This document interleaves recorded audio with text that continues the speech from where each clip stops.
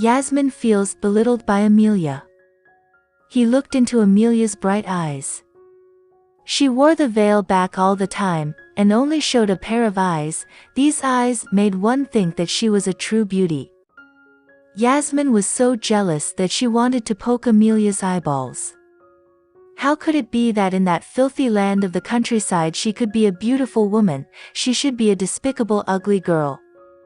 Today is a good opportunity, a great day for you.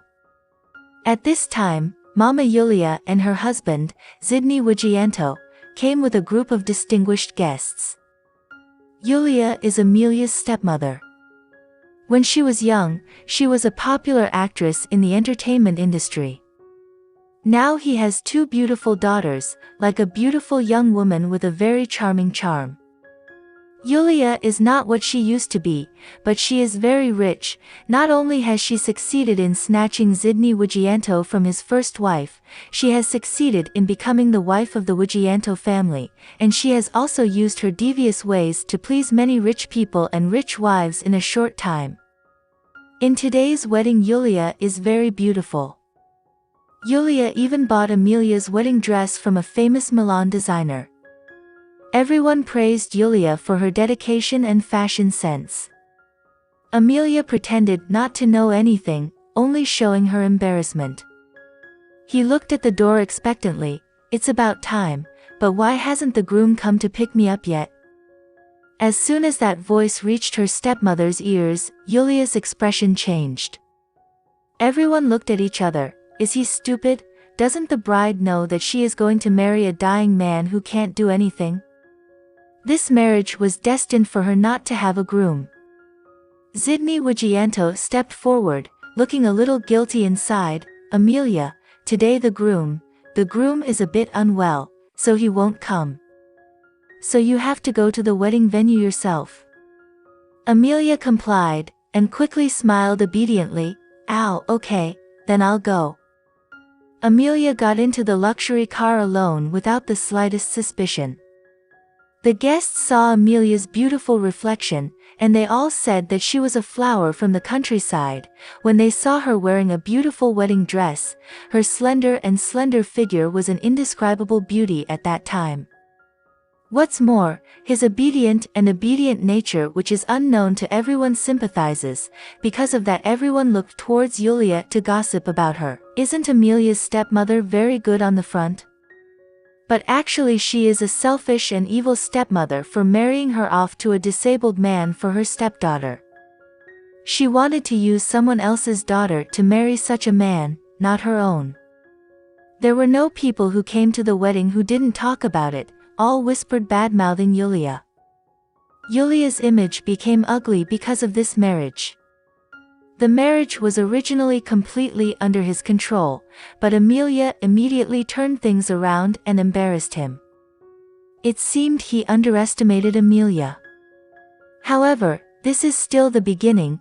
He has several ways to overcome it and even satisfy his devious ego.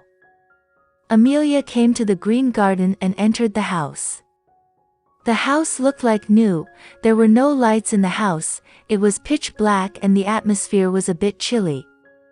Amelia's pair of pupils flashed a wary and curious glow in the darkness. He came to the bed and vaguely saw a man lying on the big soft bed.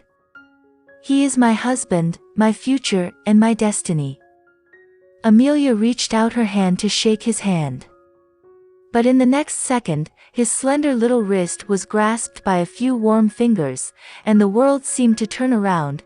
He was already beneath her, the tall and stout body of the man. Amelia was shocked and thought her husband who had just married her was a weak husband who was very sick, but it turned out that the fingers gripping her small wrist were strong and he was clearly a very healthy man. Who he really is. Amelia quickly bent her knees and pushed them forward. But the man was even faster. He easily dodged his attacks, bent his knees and pressed them head-on so he couldn't move. The action is fast, accurate, and sharp. Who are you? Let me go. Why are you suddenly doing this to me? Don't force me. Go away. Amelia screamed like a child about to be kidnapped by a stranger. Amelia struggled hard, and the two bodies rubbed against each other separated only by a thin cloth. Immediately a deep and dignified voice sounded in his ear. "You are so excited, do you want something special tonight?" A male voice that seemed to make fun of him, whispered in his ear that made him so ticklish that he got goosebumps. Amelia suddenly thought, maybe it was her newly married husband who suddenly appeared in this room, but it was clear that he had no physical problems, and he was a strong and dashing young man. At this moment, the man's strong fingers fell along his chin to the buttons of his placket, and released them one by one. Amelia quickly grabbed her big hand. "Don't move anymore. What do you want to do?" "Doing my job." "Duty?" Amelia was confused by his words. Suddenly Amelia heard a sly voice coming from outside the window of this new house, and it was the maid who stopped Mrs. Hilda. "Madam, this is not good, let's go back." "Shut up." The old woman made a loud signal. "I will listen with my ears because you can't see with my eyes."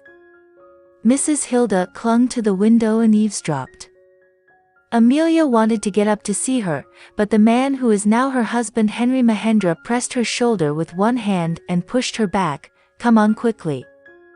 Amelia guessed that she was putting on a show for some old lady out there, but she didn't know what to do. Then Amelia said, "Come on what?" "I don't know what to do." Henry's deep, narrow eyes were as sharp as an eagle's in the dark night. He looked at the girl below him, but at 20 years old, his brows furrowed slightly, his eyes closed in embarrassment.